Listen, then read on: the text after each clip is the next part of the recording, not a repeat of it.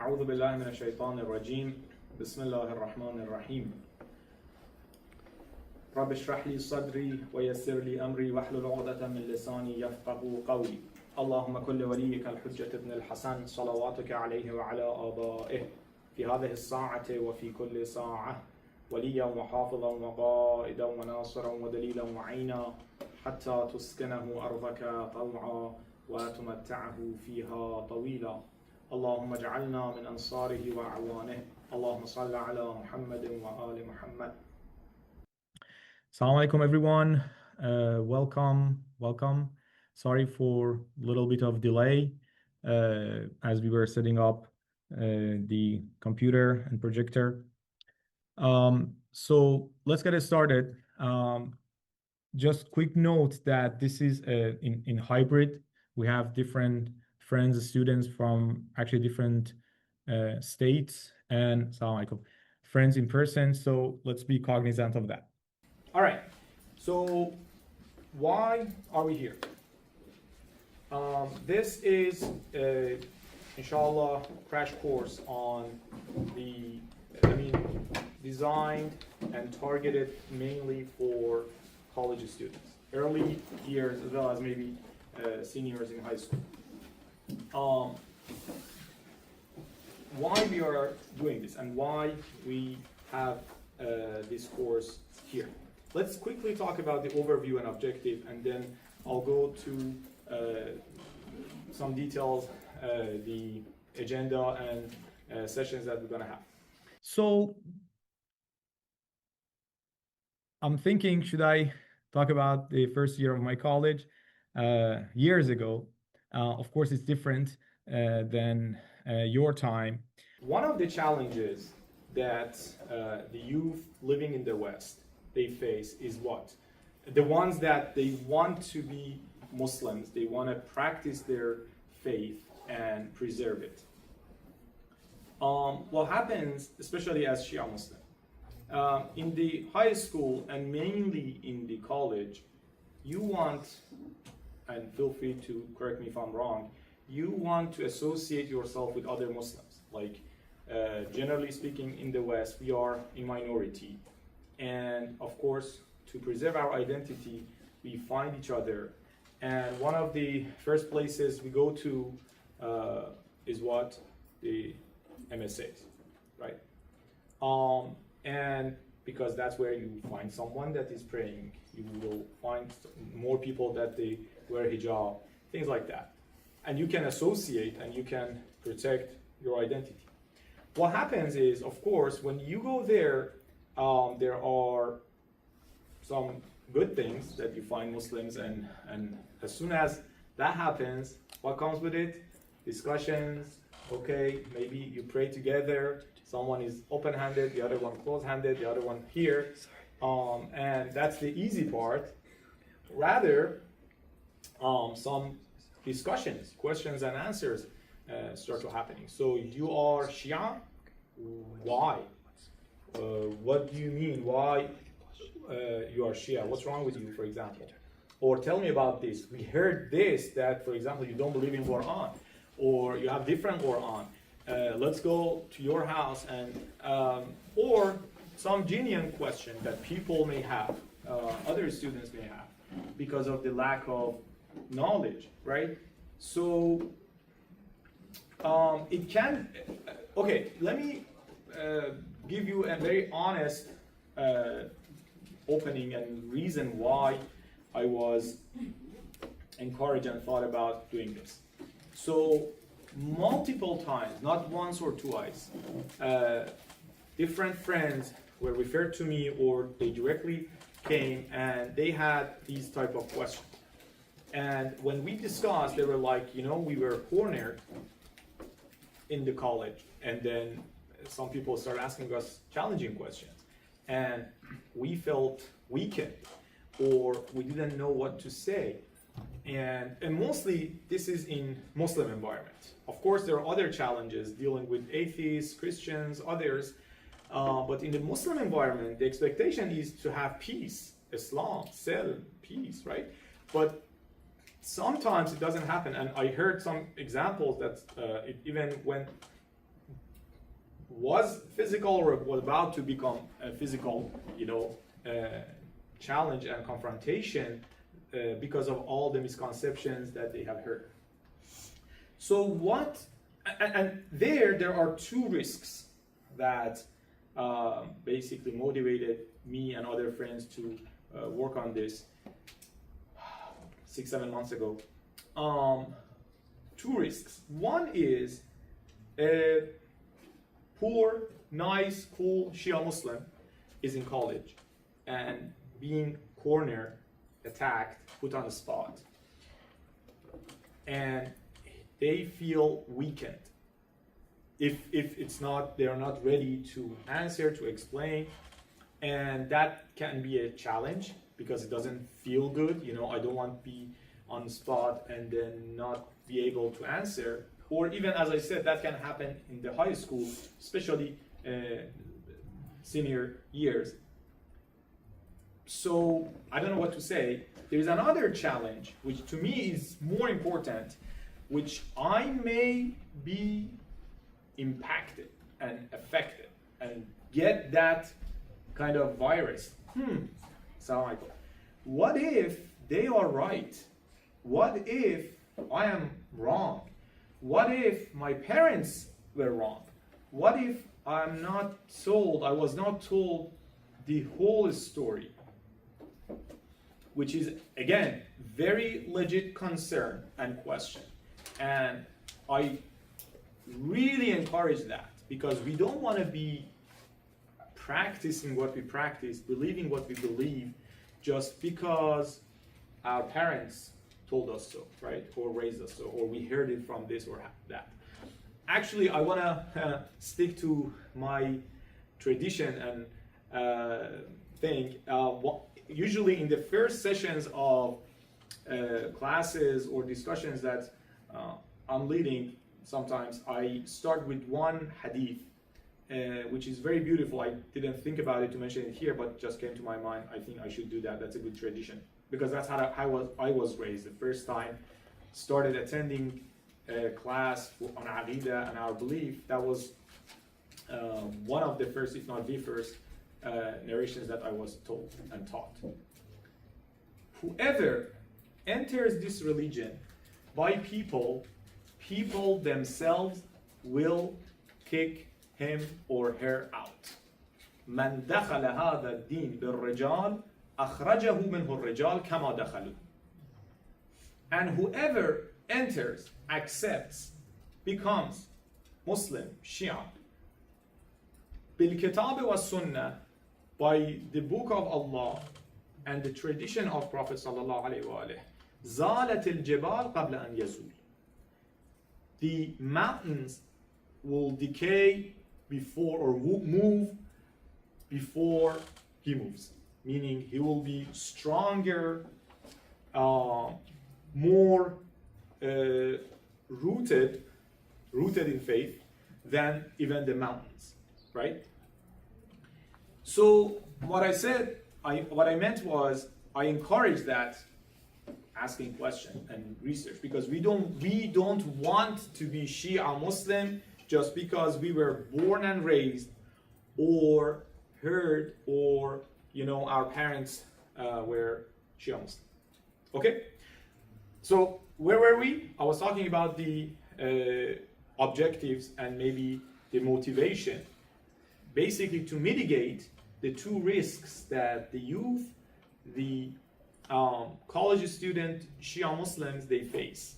One is to be cornered, put on the spot, and be challenged, which is not cool. We don't like.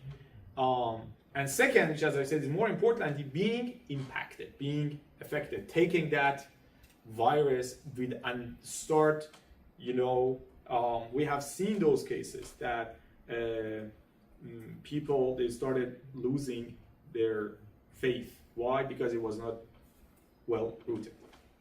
So, and that's in line with the identity challenge, because I am Shia Muslim. Now my identity, the Aqidah part of it, we can have, we have our identities is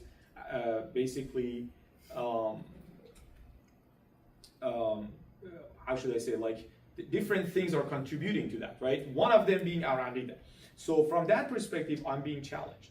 So now, when I am trying, I wanted to preserve my faith. So I joined the MSA, for example. I started finding Muslim friends, but now that opportunity became a risk, a challenge. And of course, we don't want to confront with them, or we are living in a modern society, respect freedom of speech, of course, and we believe in that, so people can have their opinions, but at the same time, we want to be rooted in our faith.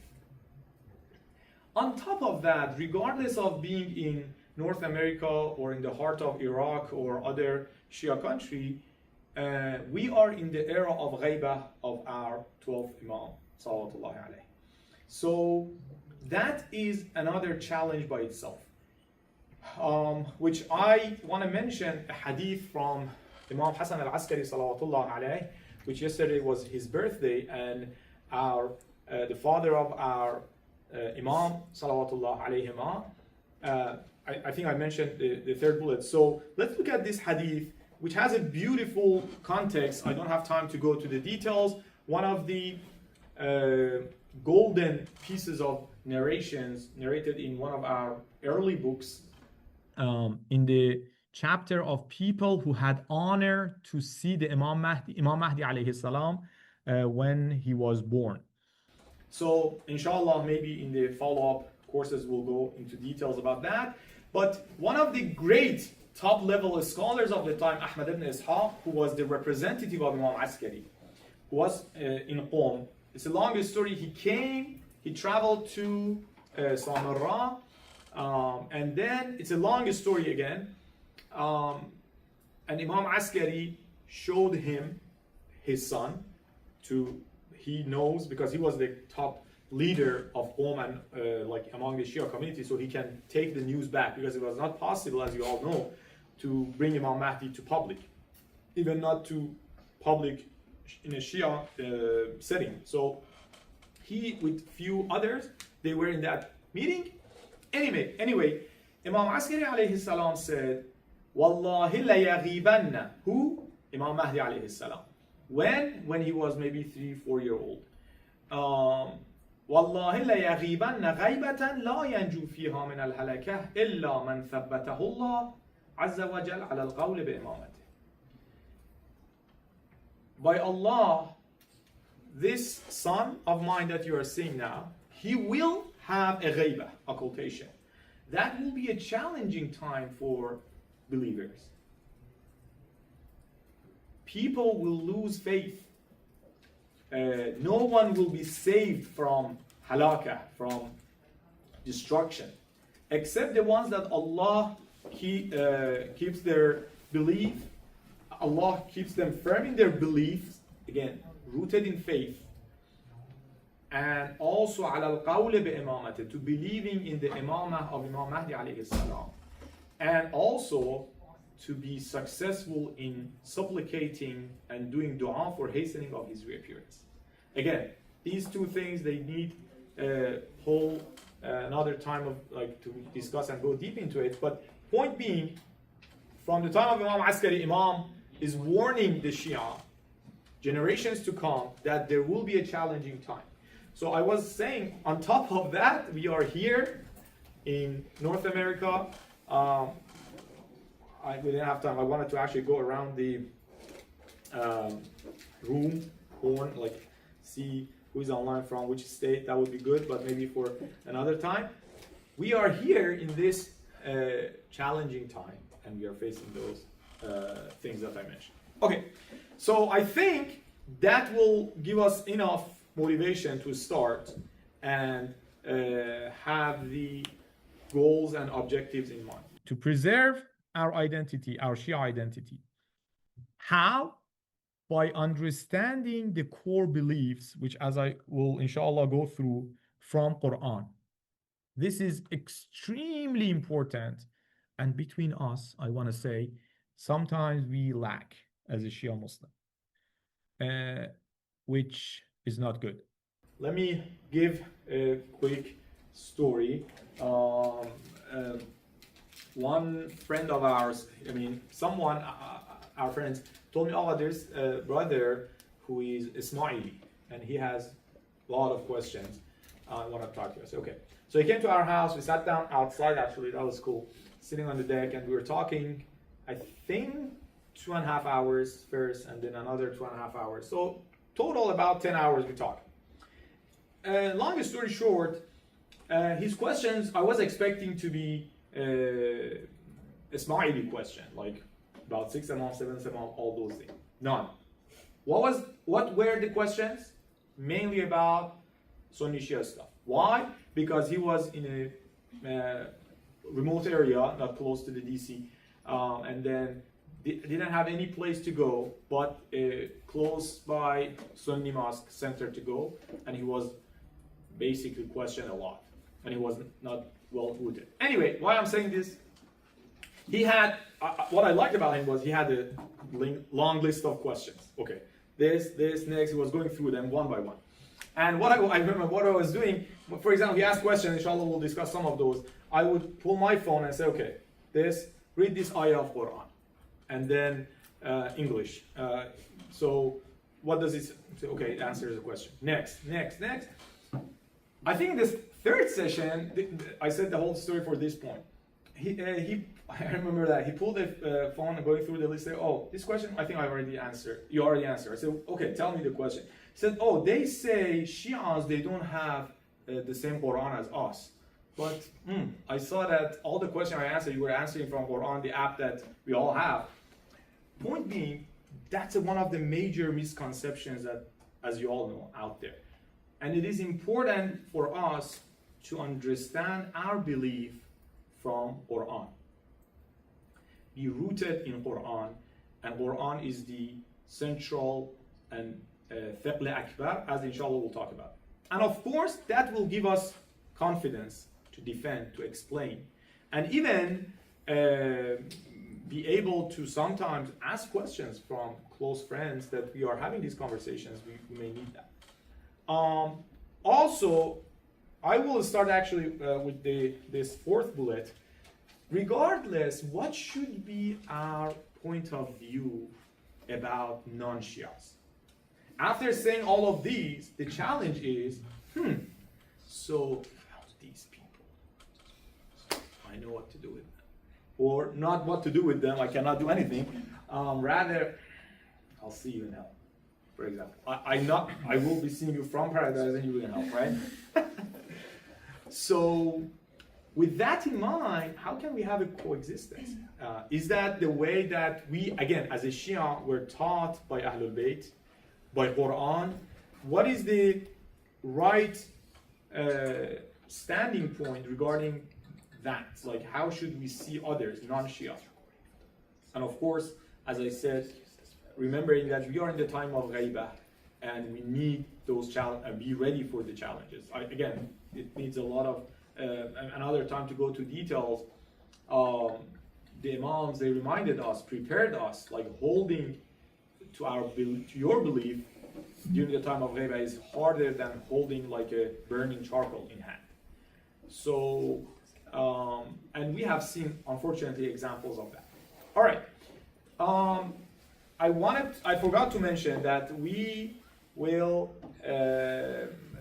basically go, I try to present material first, maybe for an hour.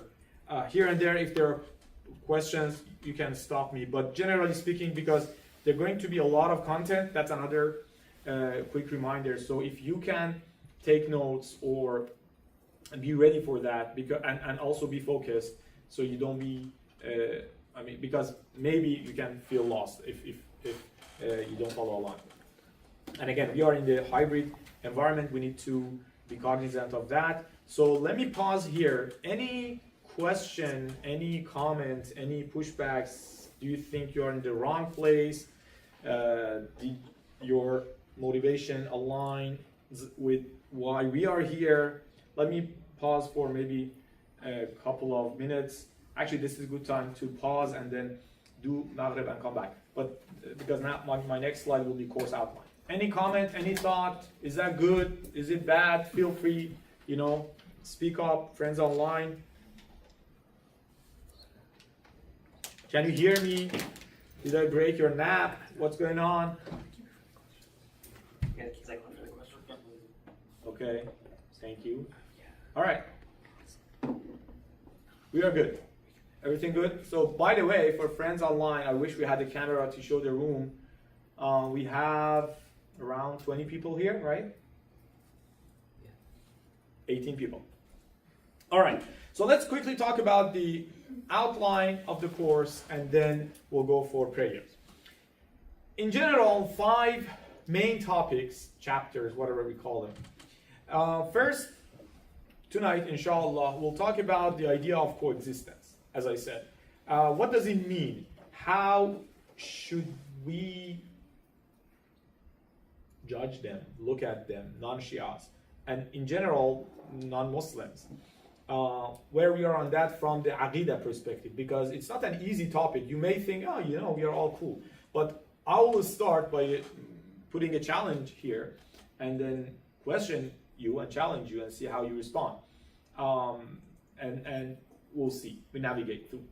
And then maybe 1 or 2 sessions we'll talk about the core tenets of Shia belief from Quran, which I think is one of the most important part of our course. As I said, if you can find the roots and beliefs that you have from Quran, then you are safer, basically, right?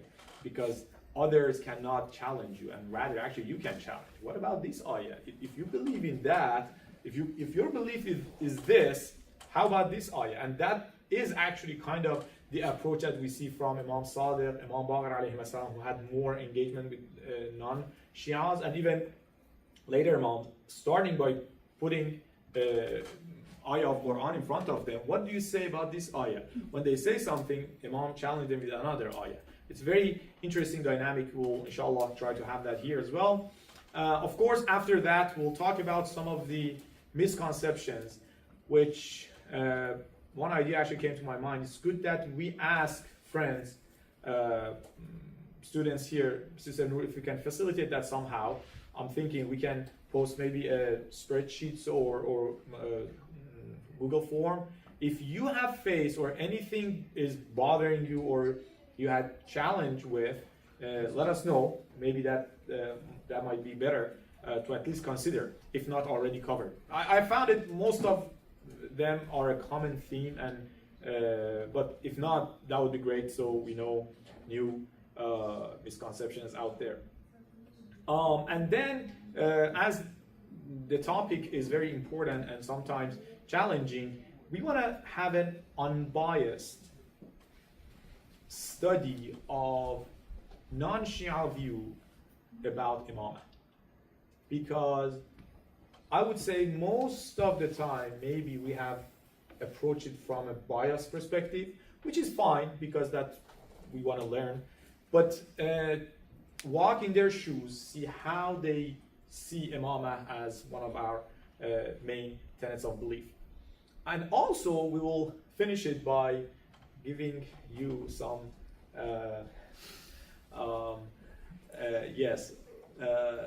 bullets, bullet points, to have in mind what are the challenging beliefs within the Sunni tradition, meaning what are the things that actually our non-Shia friends believe in, but may not be maybe challenging and contradicted with some of the Quranic verses, traditions of prophets, things like that. So you may be able to get in the discussion if needed. We can talk about that as well. All right. Let's continue what we were discussing with by going to the first topic. I want to start that with a challenge, as I said.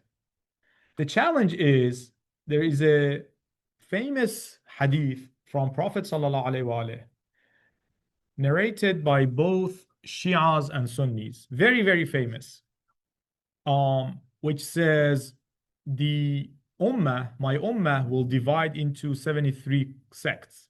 One will be saved, and the rest will be in the hellfire. Is it bahba or not bahba? So, okay, that's what I said. That's a challenge. What does it mean? I want you to think and ponder on this. Does it mean that the Ummah of Prophet will be divided into two groups? Which actually, interestingly, we are in college, pie charts.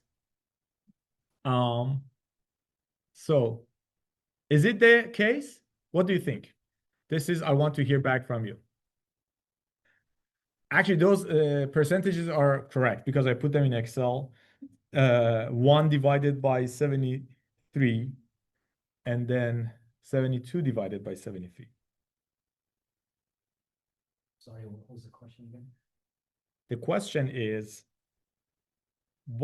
how do you feel about this hadith? Considering this hadith, where do you see yourself as a Shia? And as a result, how do you see others, non-Shias?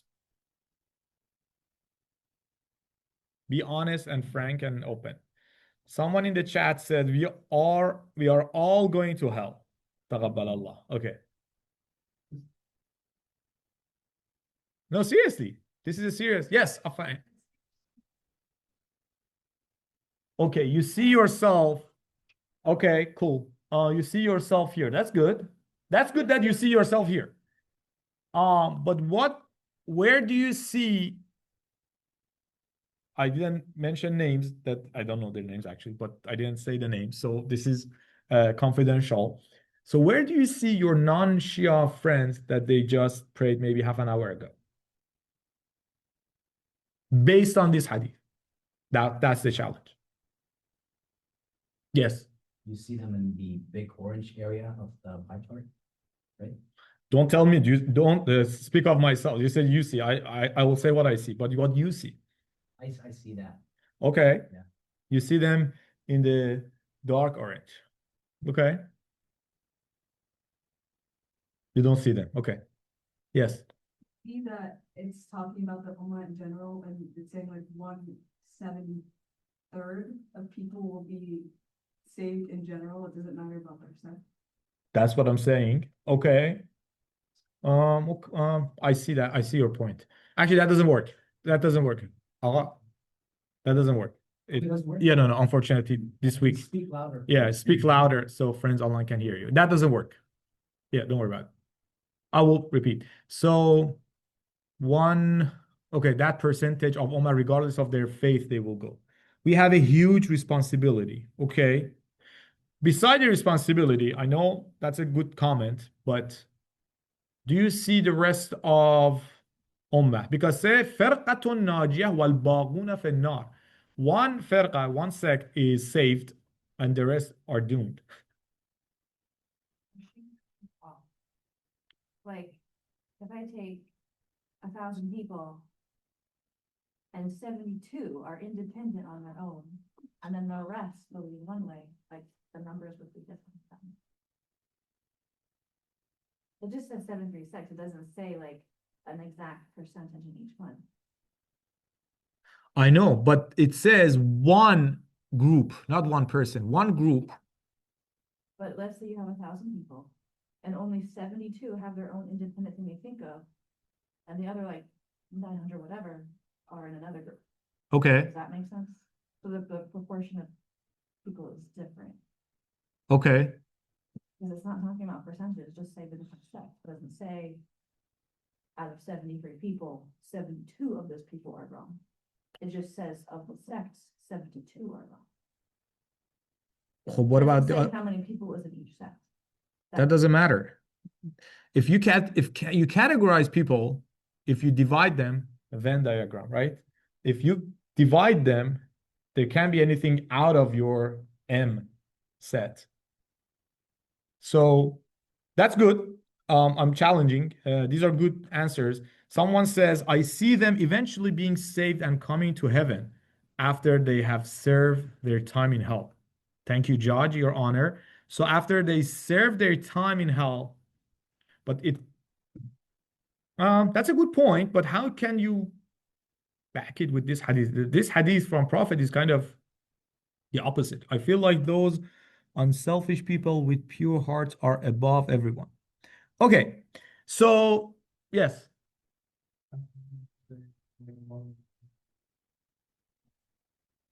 Perhaps it's the sector, the ideology that'll be due to help of the individuals. Like it doesn't just mean like everyone who, for instance, is Sunni. Okay, go to hell. So maybe, can I paraphrase what you said if I understood it correctly? That maybe there are like 73 ideologies there, people that they associate themselves with any of those will be tagged like this.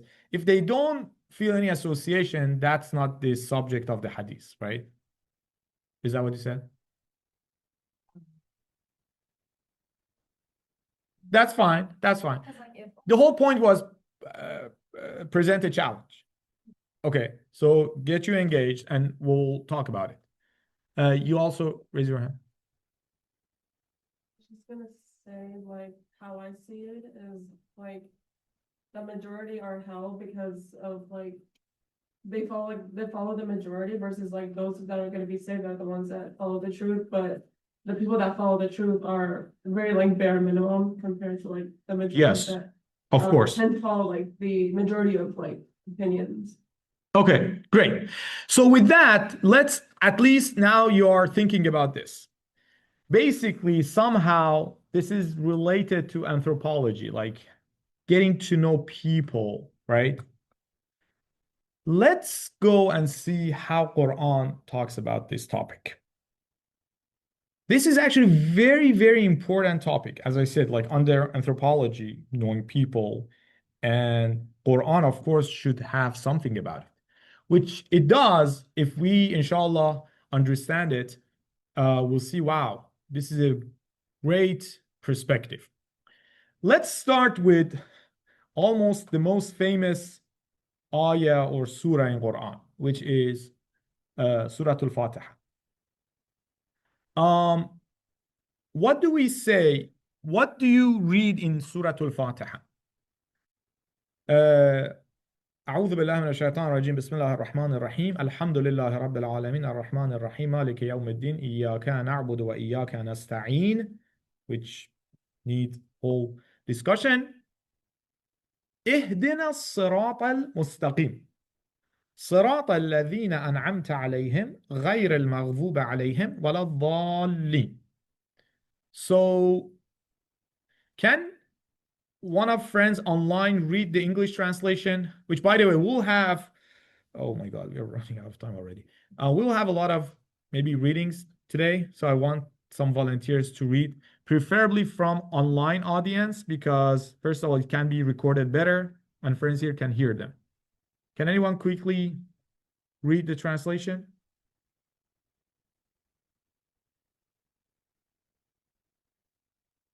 Not that quick. Oh Allah, guide us on this straight path, the path of those whom you have blessed, not such as have not incurred your wrath, nor are astray. Okay, what do you understand from this ayah or these two Quranic verses in context of what we are talking about? If you, again, sorry, I have to go a little faster because there are a lot to discuss. So if you look at this, in the previous slide, I said two categories, right? Do you see, how do you see people? How do you categorize people? Two categories, believers, non-believers, mu'min, kafir, good, bad. Is that how you see the world? Some people do, especially the youth when they are very energetic. Quran tells us no. What are the three categories that are mentioned in Surah Al-Hamd? Surah Al-Hamd is encapsulated knowledge of entire Quran. Sab'un min al-mathani. So touched, and it can be expanded in a lot of details. So where it is saying that, when we ask Allah to be guided, we say, oh Allah, guide us to the straight path, to the right path. Which path? The ones that you have blessed.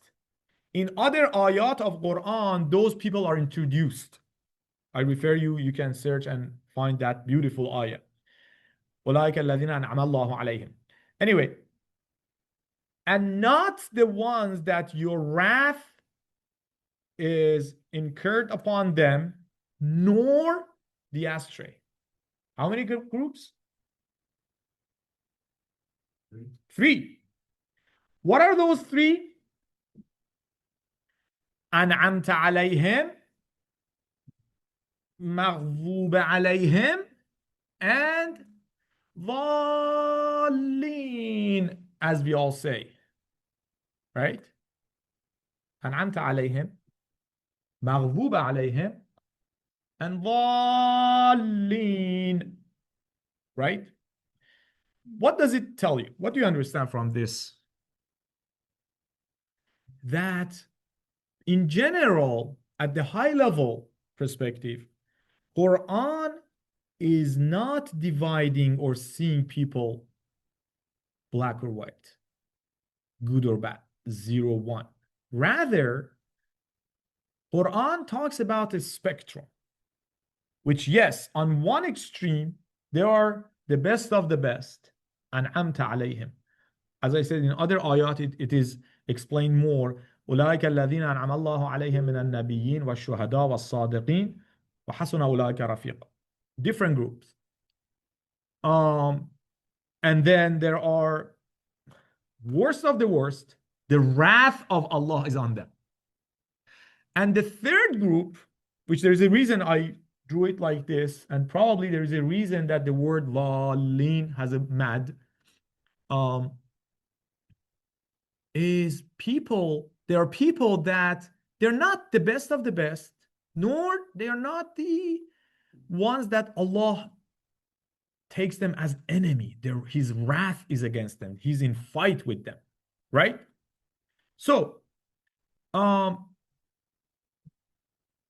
know that I've not answered the first question yet. We may do it later tonight, but let's move forward. All right. So Quran, basically, in Quranic view, as I said, we wanted to know our beliefs from Quran. People are not divided into only two groups.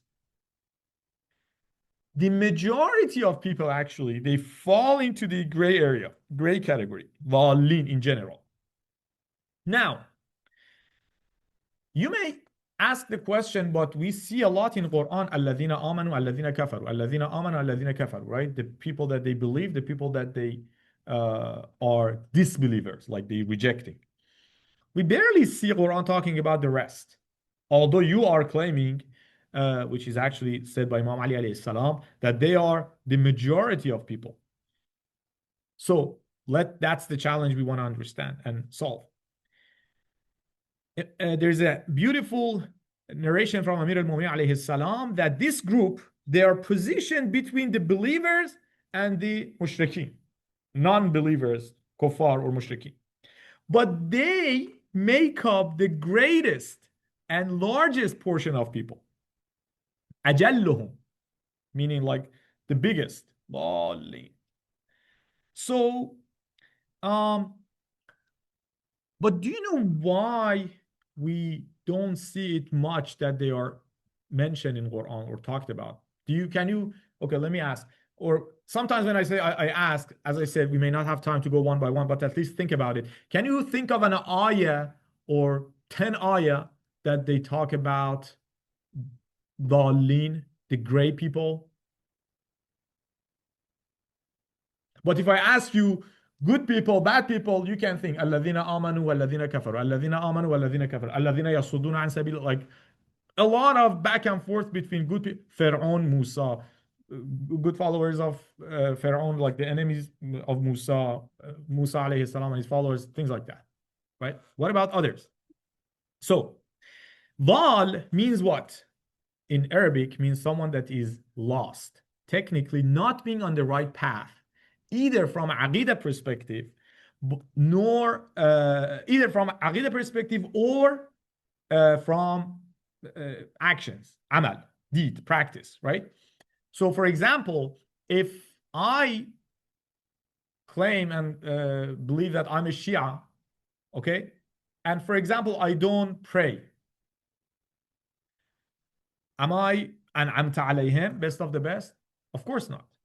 But am I the ones that Allah will take as enemy, like eternity? We can talk about it, but maybe not. But I'm not the best. I'm not the worst. I will not be categorized as Shemr, as Fir'aun, as Nimrud. But of course, I will not be sitting next to Salman. Okay? So, with that, it's interesting. The group Dhalin, remember that green, red, gray, in the middle, they are, in terms of number, they are the largest group, actually, right? Majority of people, they fall in that category. But in terms of impact, they are having, they have the least impact. They're, no offense, they're the least important in that, in the war between haq and batil, right? That's the key. And as you can see, when like a background crowd, okay? So I don't know, think about one of your famous or movies that you love, and then if I ask you name the characters, who do you think or name? I don't know, the Superman and his enemies, for example, right? Or the main characters either being good or bad. But if someone from the, I don't know, these big festival and say, okay, let's have a session about the background crowd that they were walking by and sitting in that coffee shop behind the scene, that they were fighting and wrestling and killing each other. Oh, you remember that girl that walked? So what? I don't care. No one cares. The critics of the movies, they don't care. They don't talk about them. Maybe at the end, like it goes, okay, and thanks to that organization, that coffee shop that let us take, you know what I'm saying? So, yeah, although they are the majority in terms of numbers. In that movie, right, only one good character, for example, and one bad character, they were the focus of attention, but they were only two people. What about the rest? The rest, they were good, but they were background crowd. So, Quran mainly has talked about الذين آمنوا الذين كفروا. For example, again, randomly pick Ayatul Kursi. Again, I'm just thinking. Allahu waliyul ladhina aman yukhrijuhum min adh-dhulumati ila an-nur. Allah is the guardian of those believers. Take them from darkness to the light. وَالَّذِينَ كَفَرُوا أَوْلِيَاؤُهُمُ الطَّاغُوتُ.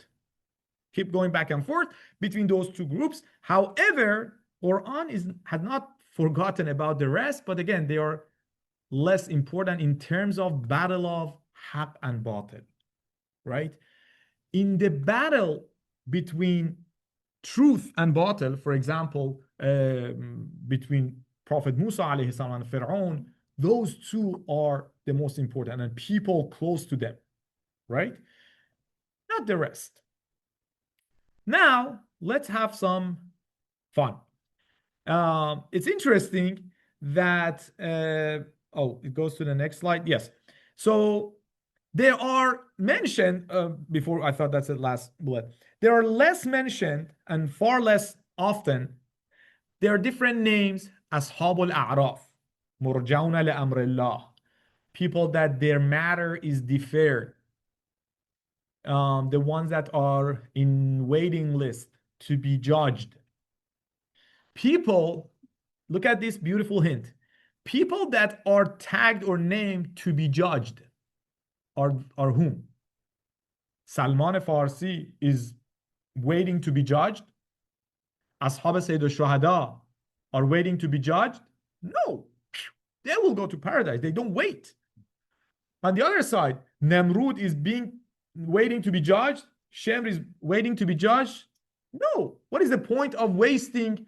Actually, this is a blessing for Shem to stay in the line of, court of God on the day of judgment. No. You raise from your hell bed, grave, you go to the real hell. That's what you deserve.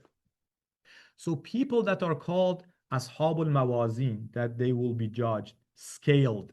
Those are the majority of people because they should be scaled. As I said, Salman, Abu Dhar, Miqdad, Ashab Sayyid al-Shuhada, others, they don't need to be scaled. And also Shem, Namrud, and others. So, which there are different terms, but as I said, the majority talking about that, what we talked about may cause and can lead to misunderstanding in reading Quran. As I challenge you first, you in general may think, and we think that, people are either mu'min or kafir. So if they are not mu'min, we'll see them in hell from paradise, right? They're doomed to be in hell. And those narrations from Prophet may even enforce and, push that thought and say, yes, you see, Prophet also said so. That has an explanation. Inshallah, we'll talk about it. But Quran tells us, no, don't look at it black and white. It's not. There's a big chunk in the middle. That's sometimes why I'm bringing that up. There's a point that I'll mention at the end. But generally speaking, as youth, you may, or we may, I'm still young, lean towards that being extremists, if that makes sense, right? That, yes, we are on the right path, and others, they're doomed, and this and that. We are the best, right? We are so excited. So to make you not feel bad, Zurara ibn A'yan, one of the greatest companions of Imam Baqir, Imam al-Sadiq, alayhim as-salam, and him, an entire family. That's a big, great family, which we all owe them. So remember them in your prayers. Sometimes I say, absolutely, may Allah bless Zurara for the great questions he asked Imam Sadiq, and he talked to Imam Baqir, and now we have this knowledge. It's a great point to have a, smart student to have the great question and that be recorded. Anyway, but this Zurara that we all owe him, I would say our faith, our belief, when he was young, he was also very, I don't want to call him extremist, but he was very, what is a good term? Passionate. Ahsan. Yeah, passionate. So, of course, he was very, how we say he was young from the hadith, because the discussion is with Imam Baqir alayhi salam. Don't panic, we'll go to the English as well. I love Arabic, but I have English on the next slide. So he went to Imam Baqir alayhi salam. So that tells us he was very young, because majority of his professional life was with Imam Sadiq alayhi salam. And of course, he want to get married, right? So he was kind of complaining to Imam Baqir, now everyone can relate in this room, and everyone now is awake. What? Yes. So he wanted to get married, and he went to Imam Baqir. Imam Baqir said, okay, why you don't get married? So of course, the same challenge we have. There is no good spouse. There is no good wife, no good husband. So Imam said, why not? Look at these people, these girls, they're good. He said, no, they are not Shia. So, okay, what are you talking about? He says, of course, how can I marry a non-Shia? They are kafir, they go to hell. That's the context of discussion. So now, look at the back and forth between Imam Baqir alayhi salam and Janab Zurara, and we learn. Any volunteer to read one more time? Friends online, come on. Not Arabic, English. English is easy. Can you hear us? Assalamu alaikum. Can you hear me? Yes, thank you for responding. Salaam alaikum wa rahmatullah. Okay, good. I don't want to put anyone on the spot. I just want to make sure that you can hear. No, but if you want to put it on English, I can read it for you. Please. Okay. Go ahead. Where do you want me to read from? Which bullet point? From the first bullet point all the way, 3 bullet points. How do you say the first word? Zurara, that's his name, Zurara. Okay. Zurara said, "Can a person be anything other than a believer or a disbeliever?" The Imam replied, "She fasts, prays, fears Allah, yet she does not know what you believe." Okay, sorry, Zurara, I stopped go you. ahead. Look at the challenge. Zurara was a learned person, even though he was young, and I think he was coming from a Sunni background. He became Shia. And I believe their forefathers were Christian, if I'm not mistaken, or maybe. Anyway, so he was new, but very learned. So he started challenging Imam. He said, Imam, can a person be anything other than a believer or disbeliever? Imam, what are you saying? That these girls I can go and marry. They're disbelievers, right? Imam said, Baba, she fasts, prays, fears Allah, but she's not on what you believe. Basically, she's not a Shia. For those that they want to see the Arabic, وَلَا تَدْرِي مَا أَمْرُكُمْ. She doesn't know what Amr in this context means, like Walaya, Imama. She's not on that. Zurara responds back. He doesn't stop. That's what I love about Zurara. He said, no. Please read. Okay. Zurara said, "But Allah has said, He is the one who created you. Among you are disbelievers, and among you are believers. But Allah, no one among mankind can be outside of being either a believer or a disbeliever." Zurara challenges Imam Baqir alayhi salam. How? He reads an ayah for Imam. Say, okay, Imam, he's not, of course, not being disrespectful, but asking for clarification. Imam, what you are saying doesn't match with ayah of Quran. The ayah of Quran says, هو الذي خلقكم فمنكم كافر ومنكم مؤمن. Allah is the one who has created you. Some of you are mu'min, some of you are kafir. So what are you talking about, Imam? There is no third category in this ayah. Or you remember I said the Quran, if we don't pay attention, can mislead us. Zurara, when he was young, was like that. Quran is always mu'min, kafir. How do you fit another person? Look at how amazing Imam responds. Continue, please. The Imam said, "The word of Allah is truer than your word, O Zurara. Have you not considered his saying, they mixed a righteous deed with another that was evil? Perhaps Allah will turn to them in mercy. So Zurara said, continue, go ahead. continue. No, continue. Zurara said, "So are these people from the people of paradise or the people of hellfire?" The Imam replied, "Leave them where Allah has left him." Zurara said, "So you postpone judgment about them?" Amazing conversation. And by the way, this is in the Kitab al-Kafi, the Noble al-Kafi, one of our most authentic books that we have. Beautiful conversation. So you understood it, right? I just explained and repeated. So Imam said, Zurara, you are right, but the word of Allah is truer than yours. In another ayah, this is the Murja'una li amrillah. Khalatu amalan salihah. So the third category, the ayah says, are the ones that they mixed. Gray. They're mixed. The righteous deed with other evil deeds together. Right? Perhaps, asa, perhaps Allah will turn them in mercy. So there is a, what for them? There is a, what do we say in Dua Kumail repeatedly? Hope. Raja, rahmah, hope. There's a hope for them. Is there any hope for Shem? Is there any hope for Nemrud? Absolutely not. Allah has promised them hellfire.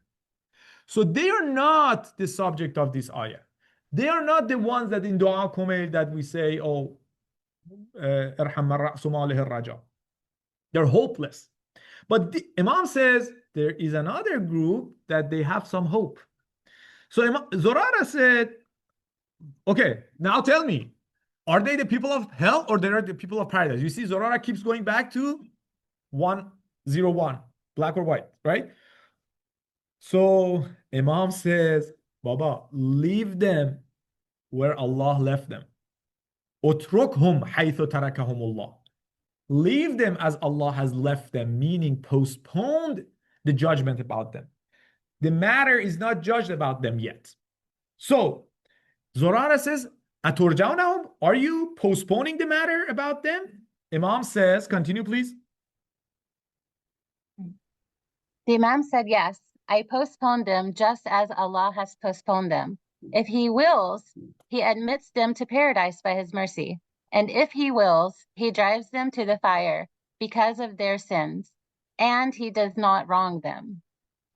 Zurara asked, can a believer enter paradise? The Imam said, no. Can a disbeliever enter paradise? The Imam said, no. Zurara asked, then does anyone enter hell except a disbeliever? The Imam said, no, except if Allah wills otherwise. O Zurara, I speak according to what Allah wills, while you do not speak according to what Allah wills. Indeed, when you grow older, you will return to the truth, and the knots of confusion will be untied from you. So, could you follow? Yeah. Good. Zurara, as I said, doesn't back up easily. It goes again and again for better understanding, of course. So, Imam says, yes, definitely I postponed the matter about them. And I'm not worried about that because Allah has postponed the matter about them as well. So chill out. Don't judge those people. Again, not maghzub alayhim, dallin. If Allah wills, if He wills, He will admit them to paradise out of His mercy. And if He wills, He will send them to hell because of what they have done out of His justice. So nothing wrong. So again, Zurara is challenged. Like, can a disbeliever enter paradise? The answer, the Imam said, no. The Imam, then he asked, does anyone enter hell except a disbeliever? The Imam said, no, except the ones that Allah wills. And Zurara still doesn't get what is the difference. Imam says, I will make exception. Ya Zurara, innani aqul ma sha Allah wa anta la taqul ma sha Allah. You don't say if Allah wants. You don't say that. And again, you are young. I understand that. And that's fine. You, inshallah, Imam prays for him. You will grow and the knots of confusion will be untied from you, which we will see. We don't have time. Usually I go to another hadith when he is older in the time of Imam Sadiq. He is the master and faqih, and how, because understanding this, don't underestimate it, is a big thing. A lot of people they cannot distinguish these lines as we are talking. So, any question so far? Let's move on. I think I'm almost third of the content for tonight, which we just have 7 minutes left, right? We are supposed to finish at 8, if I'm not mistaken, right? 6:30 to 8. That's what we said. Okay. We'll see. I don't want to. Yeah, we'll see how it goes. Maybe we can. Yeah. All right. So why we talk about misguided dallin? What are the benefits of talking about them? In what context did I mention that for you, and where we are talking about it? So there are different benefits. Again, I think we don't have time to go to all these details. Theoretical perspective, social interactions perspective, which that is important, and personal spiritual growth perspective, which I will mention it. So let's skip the first one focus on the second one because that was the main reason I brought this topic. For the first one, we need a broader context. Back to the first slide that I challenge you with the hadith from Prophet sallallahu alaihi wasallam. This new perspective tells us in our social interactions with others, with non-Shias, we cannot immediately label them as what? As kafir. Because that's sometimes something that we do sometimes, right? So the majority of people, jullun nas, ajalluhum, these are the words of Amir al-Mu'minin explaining that middle group, they are in the category of dhalin. And that category is very, very, very broad. Again, there are a lot to discuss about that. In other narrations of Ahlul Bayt, they explain like that is very, very big spectrum. A lot of people fall there. So that will basically calm us down, not to be very, I don't want to say not to be passionate, it's good to be passionate, but not looking at others who are not Shia as the ones that they go to hell. That's not a correct point of view. Majority of people, as I said, they fall in that category. However, at the same time, we should not be so soft. And so, you know what? Everyone, Shemr, poor Shemr, Namrud, he didn't have any choice. No, hell no. الَّذِينَ كَفَرُوا الَّذِينَ صَدُّوا عَنْ سَبِيلِ اللَّهِ. Quran talks about them very harshly. Those that intentionally, with like a purpose, with it's their mission to fight, to close the gate of Allah, to block the path for salvation. Those, Allah will not be easy on them. And that's out of His justice. What are you talking about? You block the path of guidance from my people, and yet you want my mercy? You were intentionally. So, sometimes we make mistakes. Again, I want you, I refer you back to Dua Kumayl. Khati'atun aradat. I made a mistake, slip, right? It's completely different than someone that raised the flag, fights with Allah, with Allah's people, kills prophets, kills imams, basically showing the animosity. Okay, so unless they're in that category, we cannot easily label them that. So that's an important point. However, now, again, I wish we could go in a lot of detail, but this topic has a caveat or something that comes with it sometimes. So I want to address that as well. You may ask, good, now you made us know that the gate of mercy of Allah is so wide. Great people, Allah will dump them in paradise, hopefully. We have hope. Why should I bother? Why should I bother as a Muslim, as a Shia, to practice? It's not easy to be Muslim. Whoever says that it's easy, okay. Yeah, it's not easy, right? It's hard. Being a good person is hard. So look at this challenge here and risk. If I know that, you know what, I will be saved eventually, why should I bother? Why should I stop? Why should I lower my gaze? Why should I not touch that money? Why should I not eat that non-halal food money? Why? Should we or we should not? Yes. Really, because you don't always stay in that one state. You could be drafted towards that other end of the spectrum, which is disbeliever. That's true. That's a very good point. Again, Quran gives us warning about that.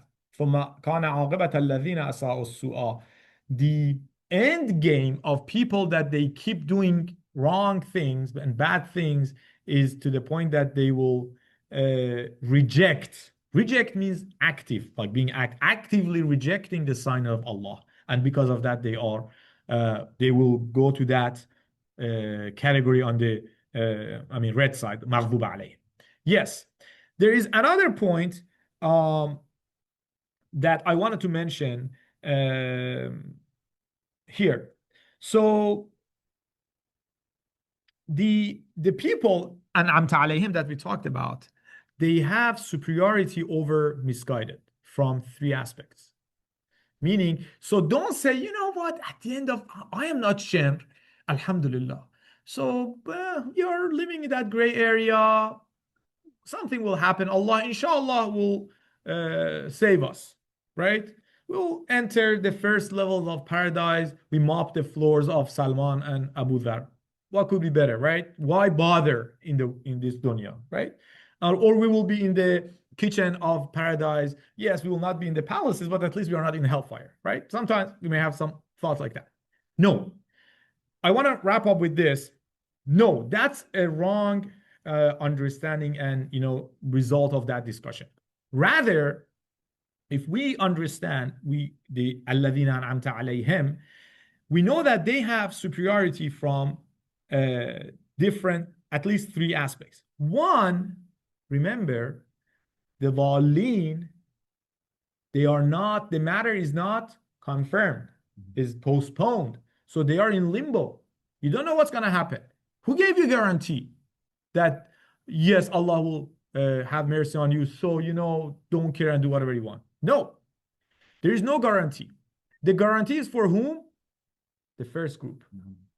An'amta alayhim. In Quran, there are a lot of, again, this is a whole new perspective, description of that group. La khawfun alayhim wa lahum yahzanun. Not everyone.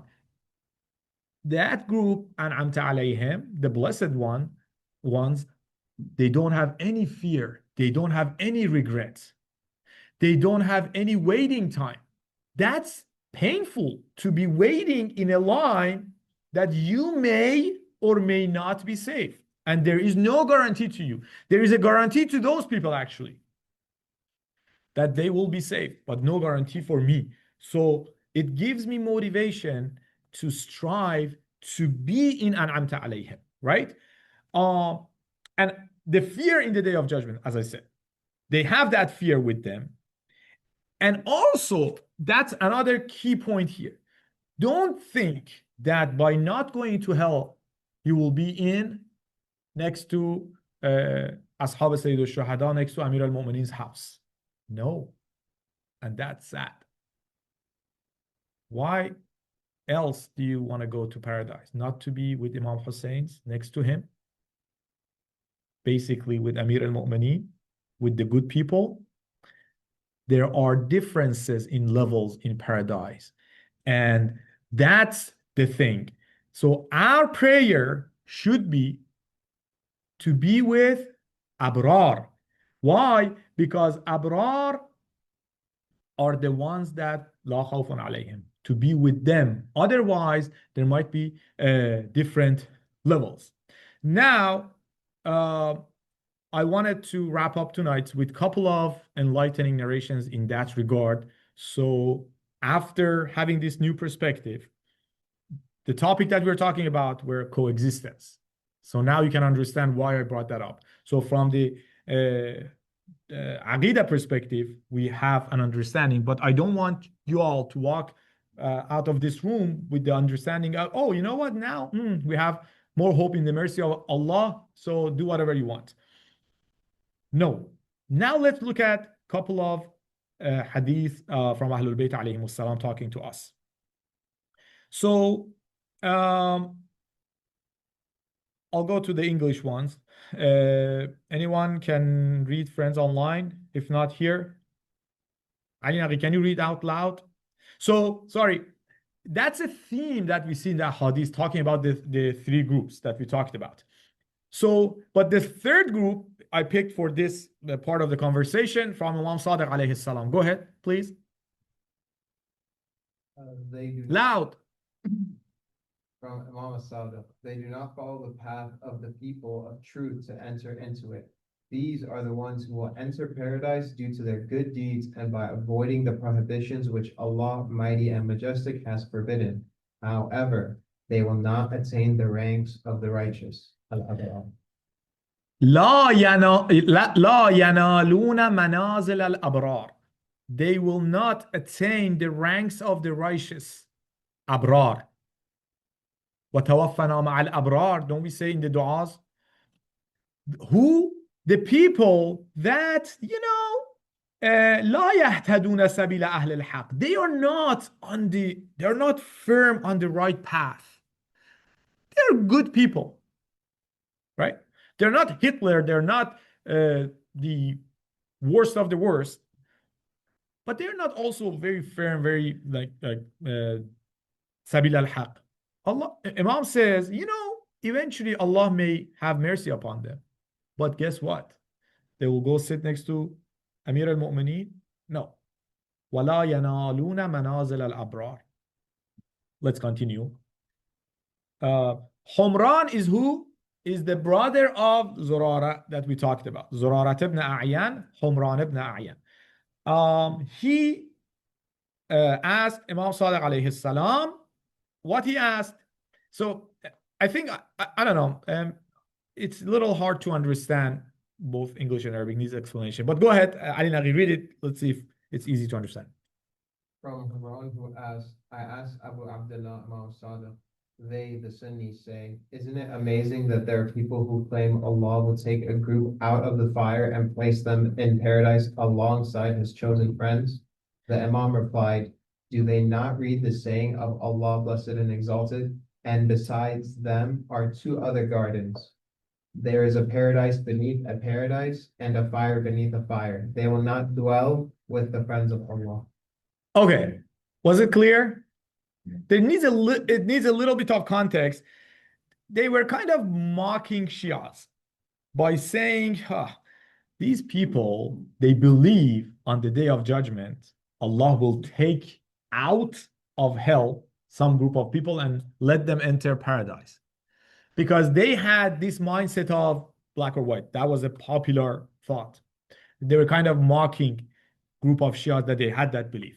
Imam responded how? By providing the ayah of Quran, as I said. What ayah?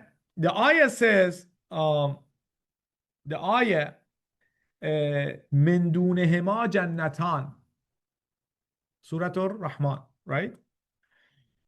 So, min dunihima jannatan. There is basically paradise under paradise, right? Paradise beneath a paradise.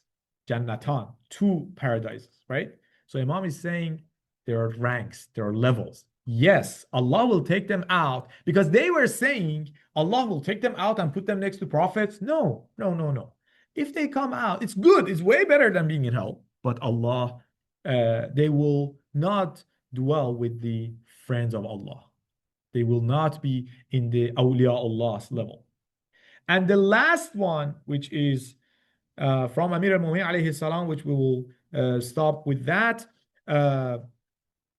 Someone came to Amir al-Mu'minin and asked him about death, right? And Imam says, you came to the right person, to the knowledgeable one. عَلَى الْخَبِيرِ سَقَطْتُ. Anyone from ladies' side? Can you read, please? And by the way, yeah, it's a little bit hard to read, right? Here. Go ahead, loud. Describe death for us. He replied, you've come to one who knows. Death is of three kinds. One, a glad tiding of eternal bliss. Two, a glad tiding of eternal punishment. Or three, a state of sorrow and dread with the matter left ambiguous. One does not know to which group he belongs. Amazing, right? The three groups again is there. Imam says, people, one group, they don't wait. They, like a thunder, they go to paradise. The other group, same. thunder to hell. As I said, it's blessing for Shem to stay in the line. You know, let's delay it. And also it's a punishment for Salman and the Ashab Sayyid Shuhada, for example, to stay in line. What line? Go, paradise is waiting for you. But the third group are in limbo. They don't know, and that not knowing is so, painful. They don't know the matter with them. And Imam continues. Continue, please. He continued, as for our follower who obeys us, he is given glad tidings of eternal bliss. As for our enemy who opposes us, he is given glad tidings of eternal punishment. As for the one whose case is ambiguous, whose outcome is unknown, he is a believer who has been excessive against himself.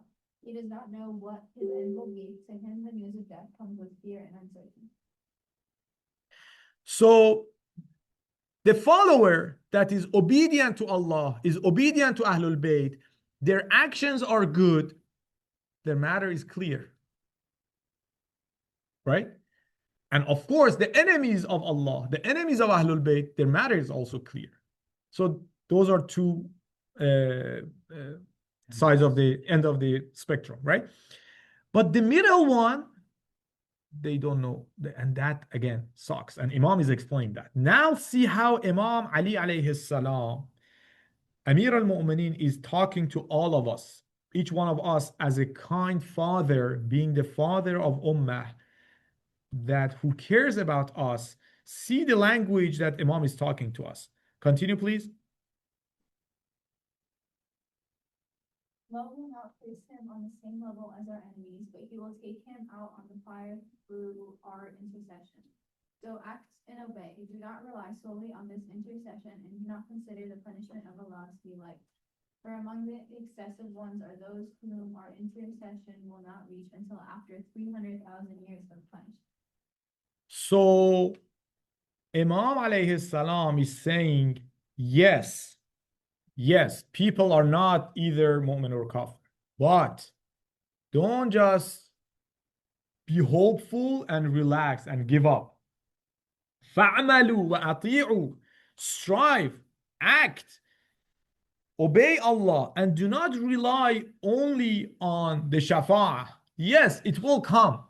But first of all, you will not be at that level that you love to be, and you are created to be at that level. You are created for paradise. Do not underprice yourself. This is from Amir al-Mu'mineen.